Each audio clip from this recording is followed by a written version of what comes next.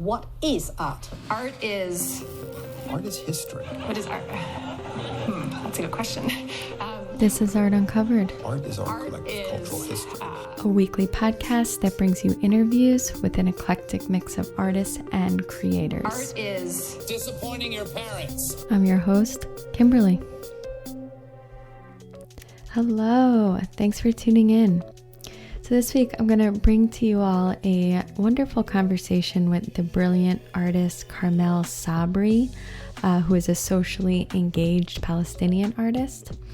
So her work, which most recently takes the form of, let's say, social gatherings, parties, that celebrate the culture of Palestine. During the talk, Karmel brings up an interesting point about how in the United States we celebrate so many cultures, right? We celebrate the Latin cultures through parades and European culture through Oktoberfest. So she asks, what about Palestine? So we'll talk more about that later in the conversation. At some point, I'll also bring you some weekly art news. And yeah, it'll be a good time. Stay with us.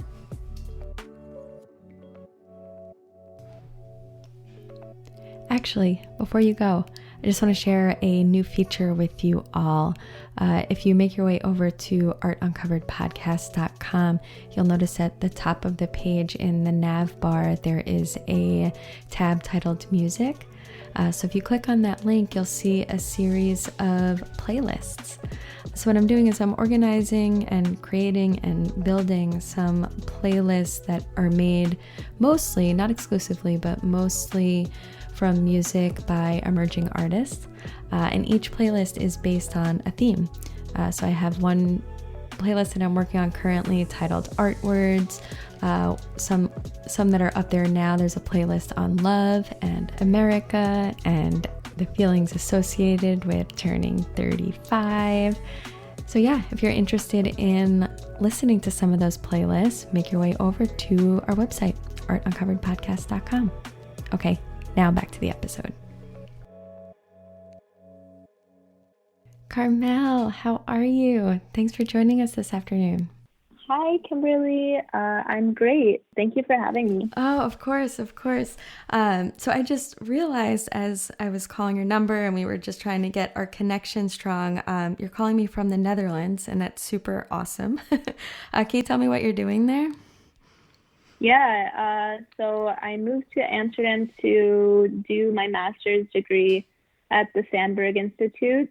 So they do temporary programs, which are ephemeral and kind of based around political topics. And this one is based off of a very long-term design relationship with institutions in Palestine. And they created this program, which is kind of looking at pedagogy and design through the specific lens of the occupation in Palestine. So most of the students are coming from the Middle East. A few are from Europe, and I'm actually the only one from the U.S. No way. Wow. Are you gaining new perspectives that you haven't thought of being around, people that are not American or even from America? Yeah, absolutely. I mean, thinking about this kind of confusing identity is something that it comes up a lot. So it's kind of nourishing that thought process. But of course, I'm gaining a new perspective, which is, I'm noticing a lot of people are obsessed with New York. It seems like so romanticized here. So that's an interesting perspective, yeah. Yeah, interesting. Yeah, I traveled a bit over the winter and around different countries in Europe, and I got the same feeling. Everyone was like, "Oh, New York." Yeah. I wonder what a dream. Yeah, that's so interesting. I'm pretty confident that I took for granted growing up here in New York. But all right, wonderful. So thank you for letting me call you while in your studies and in a new place. I really treasure the time that you took to speak with us. So the project that I would like to start with, and my understanding is that the timeline is somewhere around July of 2018, and the project that I am referring to is titled Liars Don't Get Into Israel. So it seems as though this project exists as a document, and it's a document about you crossing a bridge from Jordan into Israel. Can you tell me a little bit about the background behind this document-based project? Yeah, so this project really came out of an urgency to share a story of what happened to me. So it was during the summer right after I graduated from my undergrad, and my only goal was not to get a job or, do anything besides going to Palestine, which is where my family is originally from. And it's a theme that just really is important to me and my work. And I felt so much like I needed to see this place for myself, which I had not been to since I was about 14 years old. And so I traveled to Jordan, where I've been many times, and then I had my cousin drive me to the border. And, I heard a lot of stories before about how it was really difficult, so I came prepared to wait, and I ended up waiting 10 hours and then being interrogated for 2 hours. Wow.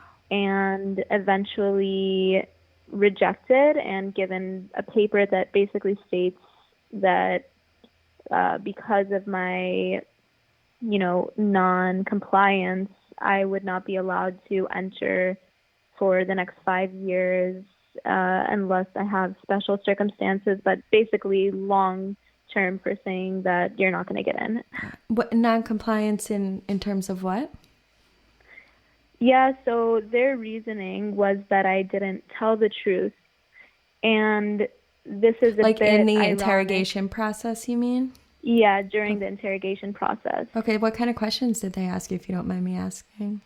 Yeah, they asked me, multiple times the same questions. Where are you coming from? Who are you staying with? Before you came here, what is your occupation? What are your parents' occupation? Have you been to Palestine? Are you going to Palestine to meet a group? Are you going for a protest? Are you doing some underground work or something like this? And they asked me, were you involved in BDS, which is Boycott, Divestment, and Sanctions Movement before? And were you involved in any political organizing at school? And the truth is that, yeah, I was involved in political organizing at school having to do with Palestine, but I was also warned before that if they know that, which the thing is that they knew because they have a very extensive kind of research available and database of everybody who's pro-Palestine in the world. So they were able to find that information, and I told them, no, I wasn't doing, anything for Palestine in school. And they told me, well, you lied, and so you can't, you're lying to us, like you think we're stupid, and then you're not going to get in. So they compiled this information before you even got to the border. So they have like an archive of people's names. Well, yeah, I mean, since I was about 19 years old, I've been on a blacklist, which is not necessarily the IDF. It's actually was uncovered that it's some rich Israeli guy who's in New York who basically hires people to research, mostly students and professors, and make them on this list to discourage future employers and, colleges from accepting them, to make them out to look like terrorists. So I know I was on that list. I know I was being watched somehow, and that they have that information. Yeah, in your document, you, like at the very start of it, you mentioned that before you even got to the border, you sought advice from friends and family who have successfully crossed the border. I'm wondering if you could share some of the advice that you received. Yeah, people told me don't carry your laptop with you because they're going to look through it, delete anything having to do with Palestine off of your phone, even taking the biometrics like Face ID off your phone, because they might take that while you're there, like somehow. And, they said don't wear your Palestine necklace, don't wear anything nationalistic, be a dumb American as much as you can, just play dumb. And then also try not, don't incriminate yourself by telling them that, you did any political engaged stuff, but at the same time, don't ever admit that you were involved with boycott, divestment, sanctions movement. So the truth is that, I had like an educational forum at school just saying what is boycott, divestment, and sanctions, because it's usually made out to be like this evil group, but people really don't even understand what it stands for. So, of course, I can't tell them that I did, but if I don't, then I'm lying. So that was the dilemma I knew I had before I got in there, and then it ended up, it ended up being what bit me in the ass, but it was really, who knows if they would have let me in anyway. It's like a lot of manipulative tactics that they use, of course. Oh, can you be specific? What kind of tactics? Like really trying to make me seem like I was going to a protest, like looking through my phone and telling me, like, who's this person I don't even know. Like, I had a number of a Palestinian artist who was based in Palestine, and like the fact that I support Gaza by doing fundraisers and have a nonprofit with the word Gaza in it, they would have found any way to not let me in because they don't want me to go there, and they want to catch me in a lie or make it framed like I'm in a lie. And the funny thing was, so after I got interrogated by these two people, they sent me to another guy who was the guy who was like really hardcore. I don't know how else to explain it. The meanie. Yeah, he's the mean, like there's like good cop and bad cop before, but then he's like the sergeant, like the worst one. Okay. The scariest guy. And then he asked me the same questions. And, another tactic is like they're making you wait there for 10 hours. They're taking your phone. They're doing these things to make you feel like you have no power. Like, if I don't give you my phone, then you couldn't let me in. Or if I don't, oblige, then you have the power to not let me in. Lose-lose scenario. So, oh my God. Yeah. And so that guy basically told me they try to piss you off on purpose. They know how to push your buttons. So he was telling me, like, I was like, this isn't fair. I should be allowed to go in.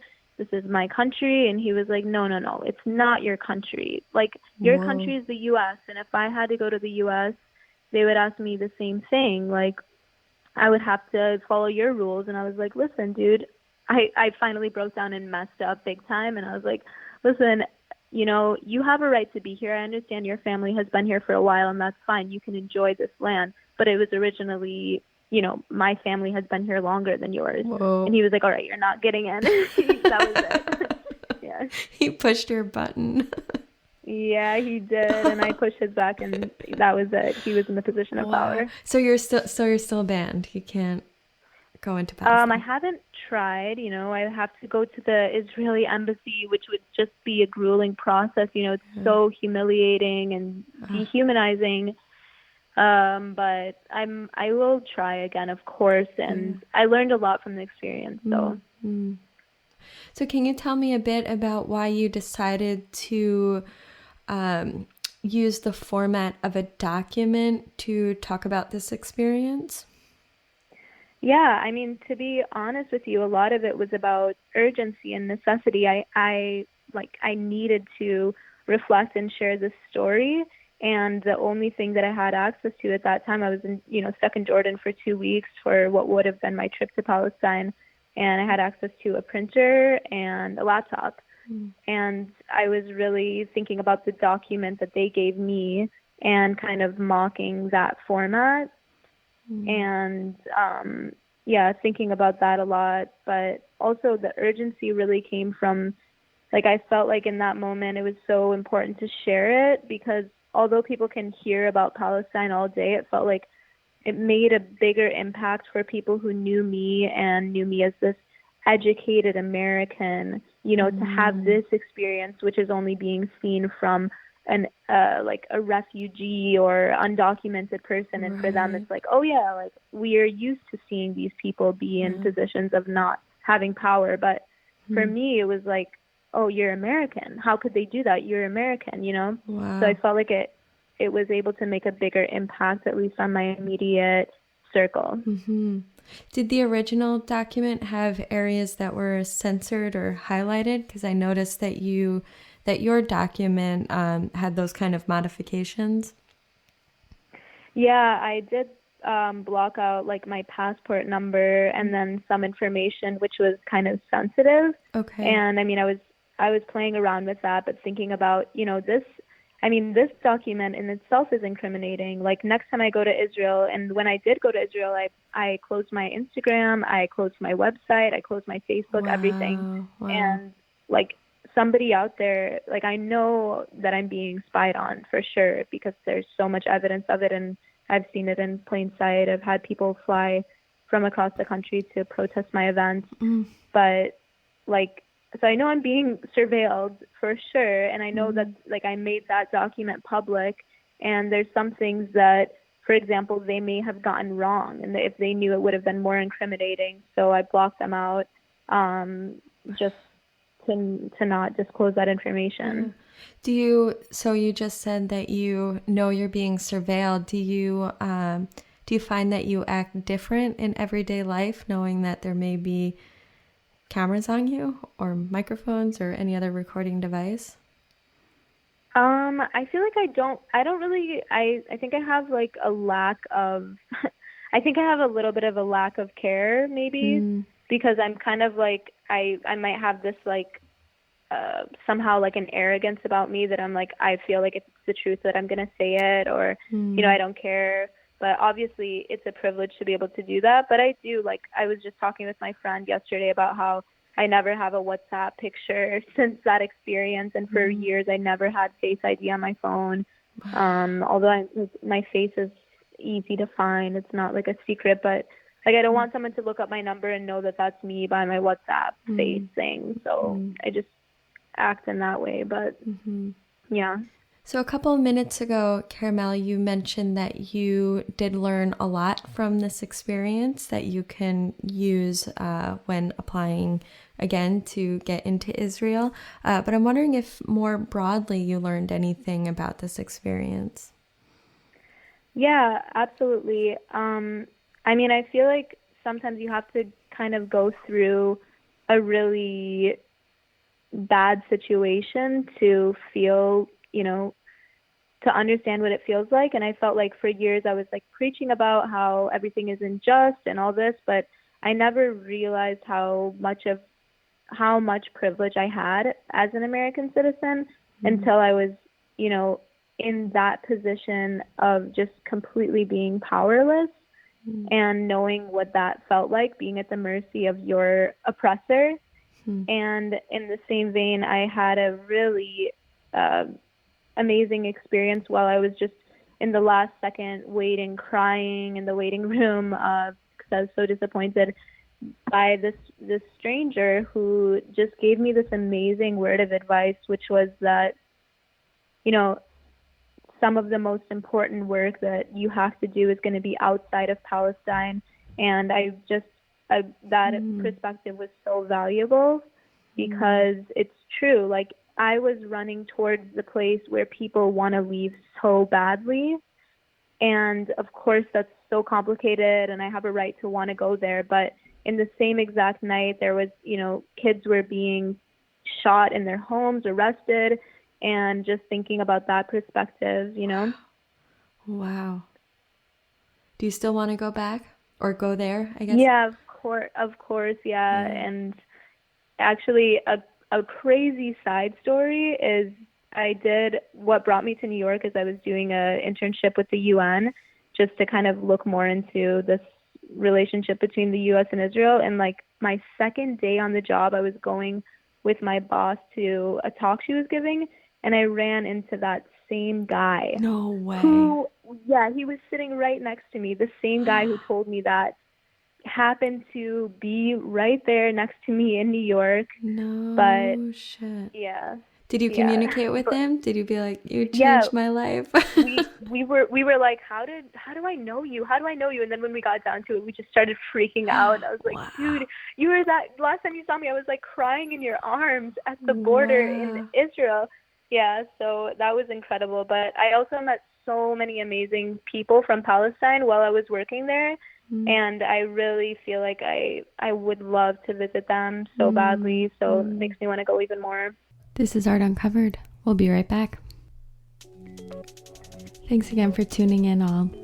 As you may have noticed, this podcast may sound a little different than it did about a month ago, and that is because I moved this podcast into my own name so that I can grow it in a way that benefits my guests, the conversations, and the listeners. So a lot is going to stay the same. This will still be a weekly interview-based podcast highlighting the work and practice of emerging artists, but some things have changed with this move. The big difference is how our episodes will be presented. So our podcast now has its own URL, artuncoveredpodcast.com. There I'm able to organize, group, and archive conversations based on theme. So basically I'm going to be creating playlists based on a theme so that you can listen to a stream of conversations all related to a certain idea.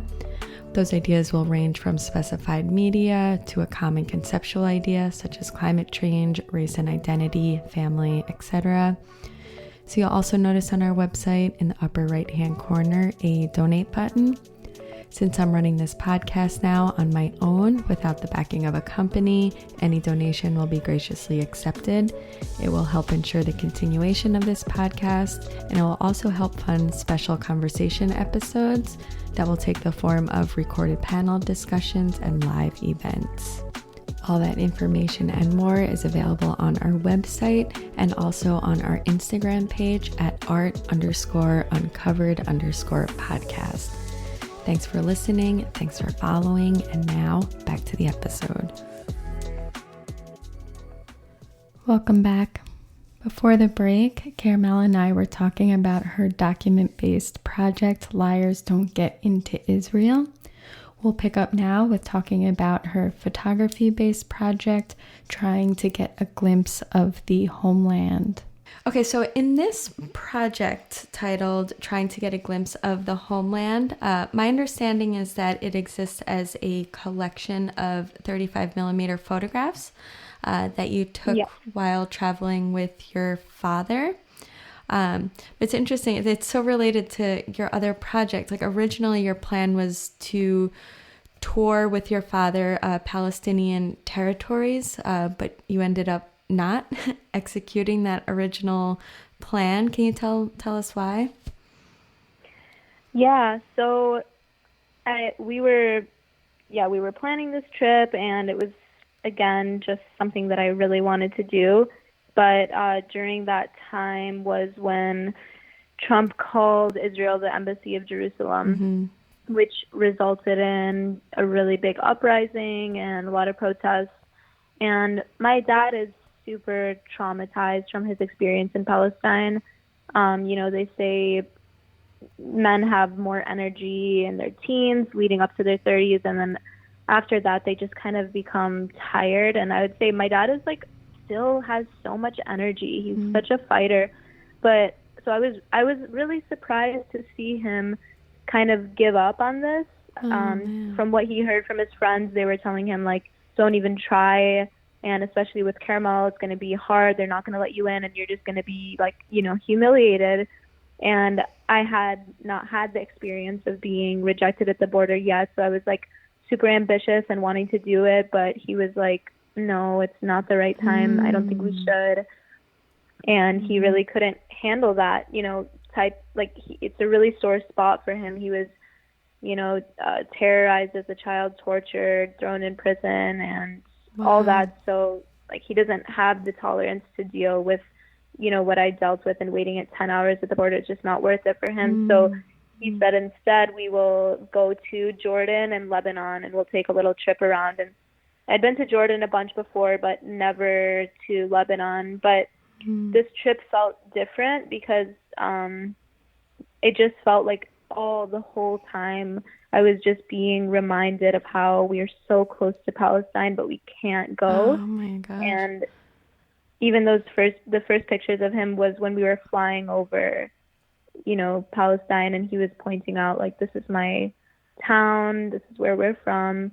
And, of course the aesthetics are so similar. Jordan is so influenced by Palestine, and we even were going to cities and literally looking over the edge and just being like, there it is, there's Palestine. Wow. And so it just felt like so close, and like everything from the food we were eating to the things that we were seeing, it was just like so many stories and reminders of his childhood, but also our inability to go where we actually wanted to go. Yeah, that's interesting that you ended on that sentence, because as you were talking, I was wondering if your dad was tortured when he was younger. If he didn't have to overcome like just the border issues, would he still want to go? If he wasn't tortured, you're asking? No, if he had the history that he did, do you think there's any like emotional resistance to wanting to go back? Yeah, of course. I mean, it's just like it holds a lot of trauma for him in many ways, and just dealing with the IDF and feeling that powerless position is just a reminder of when he was, powerless as a child. Yeah, and I mean, we're still in a position of no power. Palestinians have no power, no authority, no possibility for changing their circumstance, or taking it in their own hands. Has it always been that way, or did Trump's decision kind of amplify that? No, I would say like it's always been that way, and there's always been like a really long. I mean, it's interesting. The U.S. has pretty much played an integral part in supporting Israel, and I don't know if they would be to where they are at today if it wasn't for that support.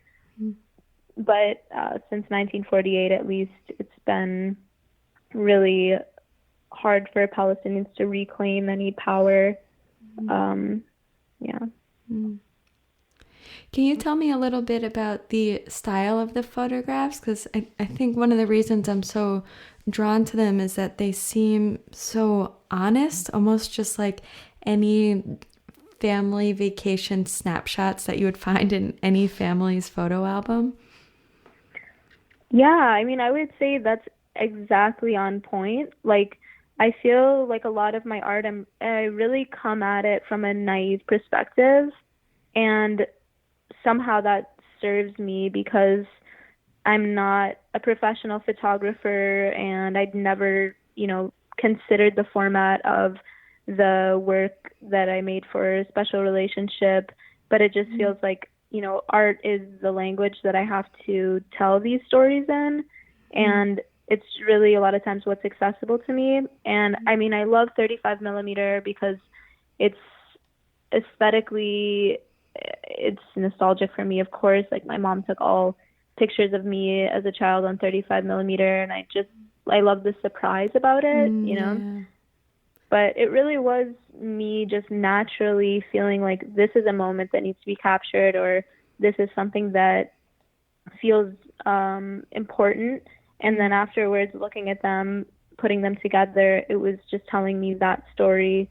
But I didn't anticipate beforehand to tell this story, it really naturally told itself. Yeah, in your response there, you mentioned a project that we did not speak about, but I think it's worth at least briefly mentioning your installation, A Special Relationship.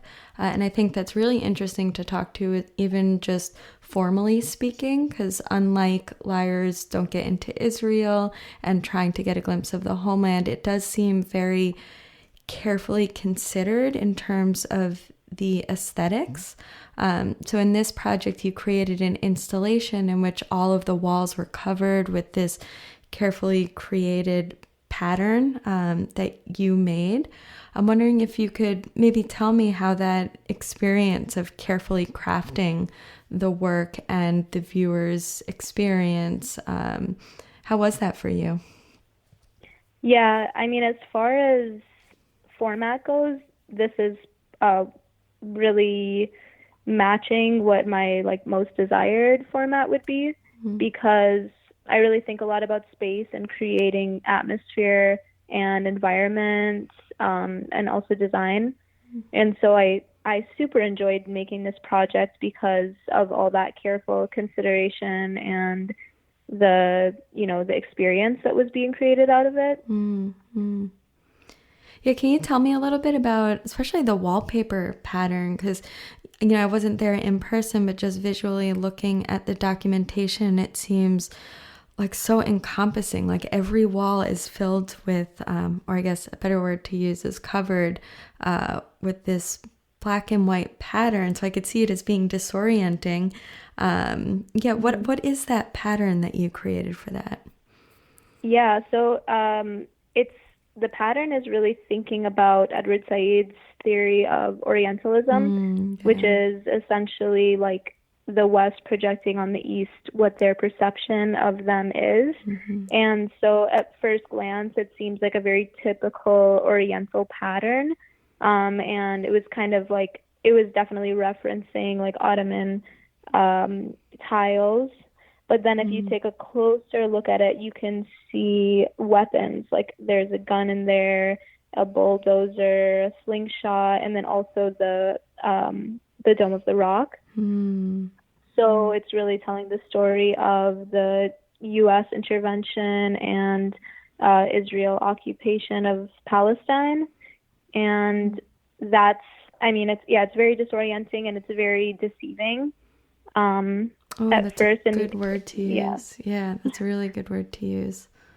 Yeah, but the theme of the installation was thinking specifically again about that decision of Trump to call Jerusalem the embassy of Israel, and then how that had a spiraling effect on the impact of human rights and abuse of children in Palestine. And so in one frame was kind of outlining U.S. involvement with Israel, and then in the other frame on the floor was showing an example of 3 children who were like brutally beaten or abused or imprisoned because of being in the middle of this uprising, either, you know, protesting or just being in the wrong place in the wrong time and getting shot with a rubber bullet in the face or something, in like this spiral of events. And then at the same time, there was an interview with Ahed Tamimi, who was like a very kind of famous child prisoner at the time. Her father, who actually had the same name as my father, which is Bassem Al-Tamimi, talking about his daughter's imprisonment. And then on the opposite side of the room was a pillow which was embroidered, and the audience members were invited to sit there and listen to an interview I conducted with my father about his torture and imprisonment as a child. So listeners, Karmel shared with me a snippet of the interview that she conducted with her father, so I'm going to play that for you now. So, did you get arrested another time after that? Yes. What was the second about time? maybe when I was 16, again, in the middle of the night, they came, surrounded our house, came in with many, many soldiers, and their tactics is to scare and bring fear in the entire sitting of the family.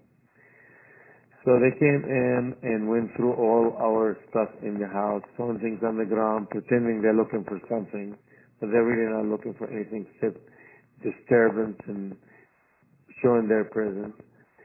So they cuffed me and they headed me in my horse. I can't see nothing.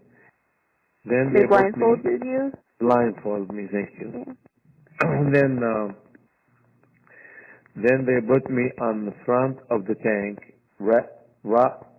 literally tied me with a rope.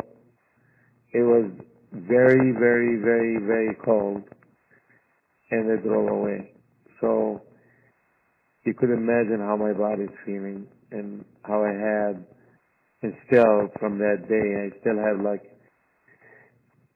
pneumonia, asthma kind of sensation in my chest because of that, because I had caught a severe cold.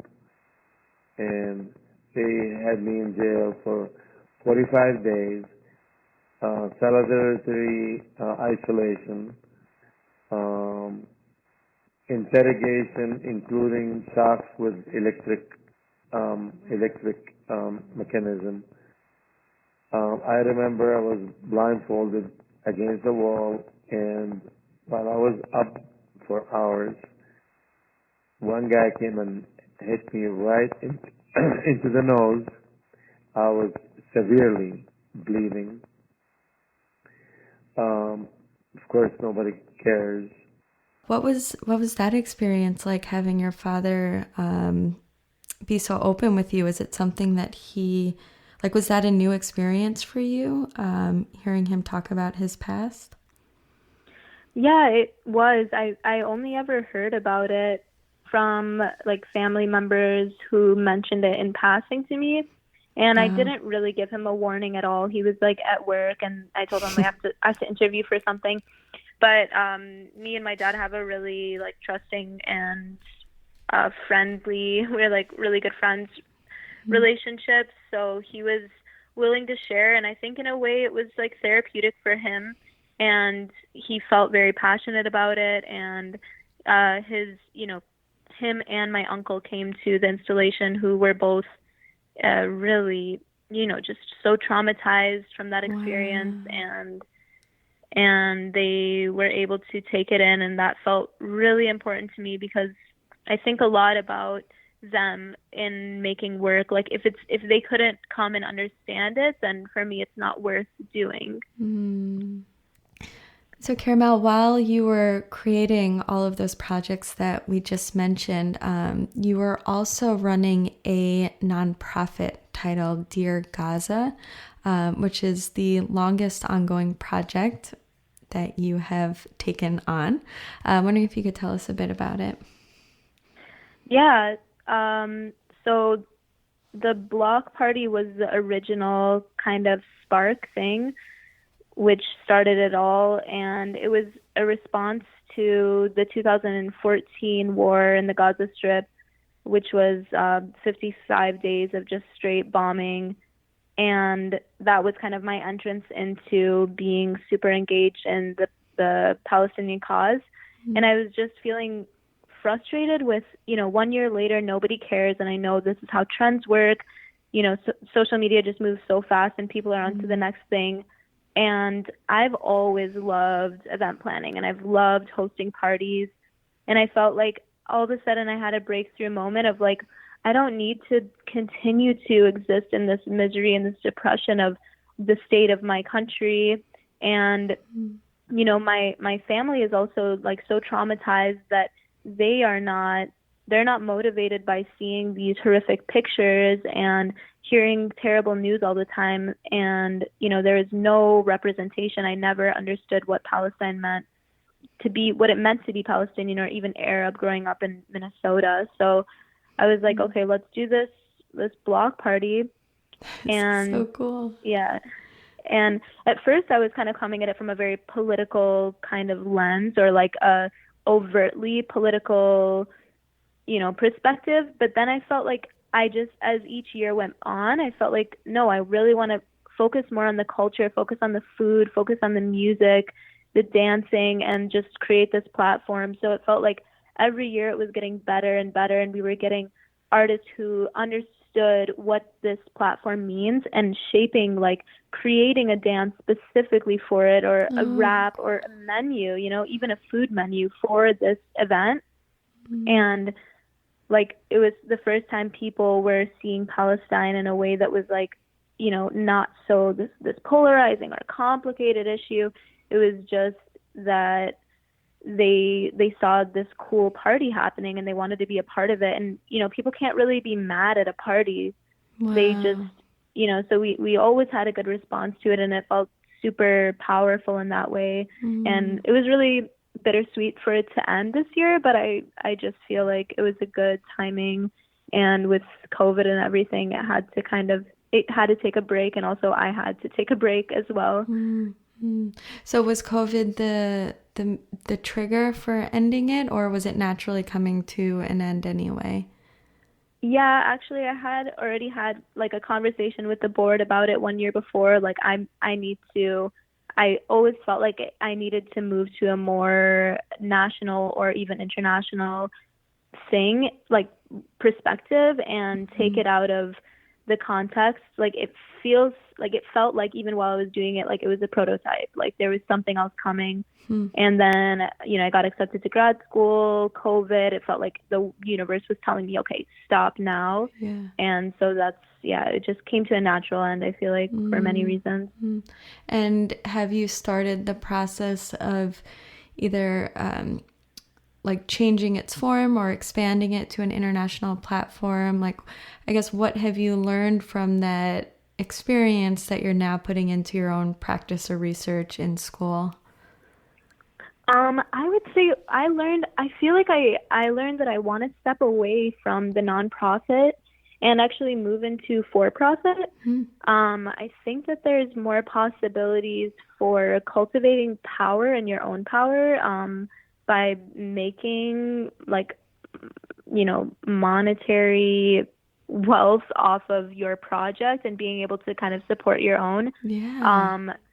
So that's the perspective that I'm looking at, but also I think I want to move more away from specifically Gaza and do less fundraising and more funding, like community funding for arts in kind of like partnership with Palestinian organizations, because it's like, actually from talking to so many people in Gaza, like they're like, we don't have enough funding for art. Like we have too much food. People are sending us so much food.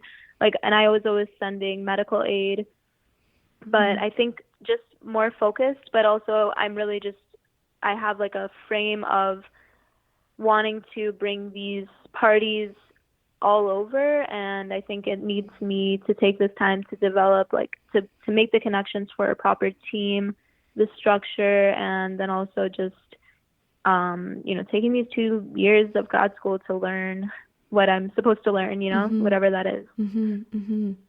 So are you seeing these parties or future parties happening internationally? Yeah, I think internationally. I feel like pop-up festivals and maybe even one consistent festival. And I feel like New York, if anybody in New York is listening and wants to like collaborate, I feel like New York is really the spot where it could exist. And I made so many wonderful connections in the Arab art scene while I was in New York. And I feel like it's just like such a hub, such a center, but I really, I just don't want it to be limited to one place. I feel like it needs to be somehow everywhere. Oh, this is so wonderful. Karmel, I wish you the best of luck with this project. And not that I want time to go fast for you, but I'm looking forward to see how it develops after you're finished with grad school. Yeah, absolutely. Thank you so much, Kimberly, for having me. I love to be able to talk and have a conversation about my work. It's an opportunity that I rarely have, so I really appreciate you giving me that. All right, listeners, that's all for this week. Be sure to tune in next week as I will be speaking with Lucia Love, a Brooklyn-based artist whose illustrative, character-driven paintings comically depict doomsday landscapes that are uncanny in their similarities to today's world. Hope to see you all then. Have a safe week. Bye-bye.